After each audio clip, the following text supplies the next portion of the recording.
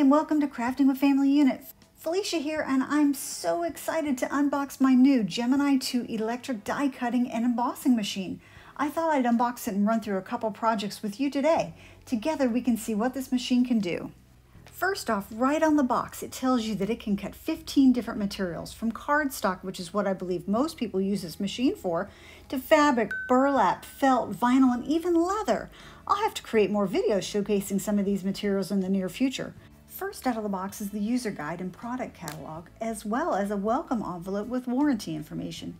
It tells you how to go online and extend the warranty of your machine. Then inside this box, you've got 2 white cutting plates, a pink rubber embossing mat, a clear plastic shim, a metal shim, and a magnetic shim. These are the pieces that you will need to use to build what they call sandwiches in order to get the machine to cut or emboss your projects perfectly.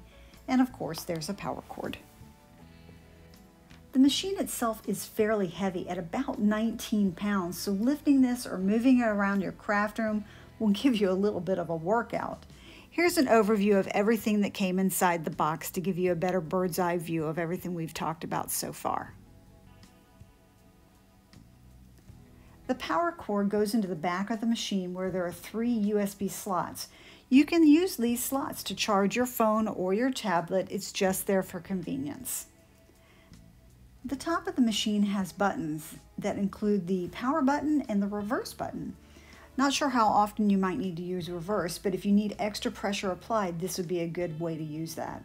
What's nice about this machine is that it has a front storage area and a back storage area as well, where you can store your supplies or maybe your small dies. It also has a media stand on top if you want to watch tutorials, which is nice.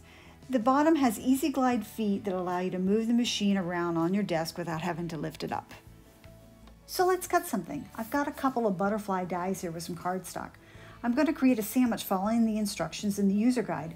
I'll start with the white cutting plate, add the cardstock, then the die, and top it with the clear plastic shim, then the magnetic shim, followed by the other white cutting plate. When you're ready to start cutting, you have to load the sandwich from the front of the machine, not the back of the machine. The machine will automatically pull the sandwich through from the front of the machine to the back, and when done, remove the cutting plate and look at how perfectly the cuts are on this butterfly.